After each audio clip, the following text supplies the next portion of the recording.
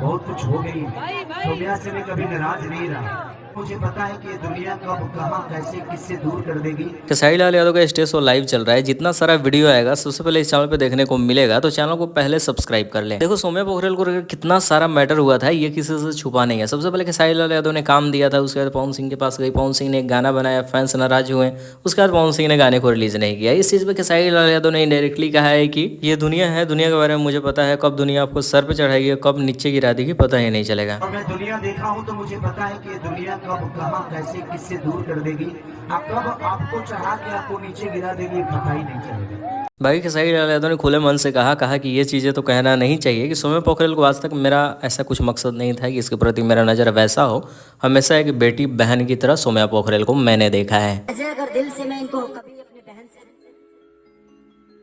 बढ़ के एक रिश्ता होता है, एक माँ से बढ़ के रिश्ता होता है, एक बेटी से बढ़ के रिश्ता होता है, वो सारे रिश्ते मैंने इनसे। तो इन सभी चीज़ों पे आप सब क्या कुछ कहना चाहते हैं अपनी बातों को कमेंट सेक्शन में लिख दें, और जितना सारा वीडियो होगा सबसे पहले इस चैनल पे देखने को मिलेगा, तो चैनल को सब्सक्राइब जरूर कर लें।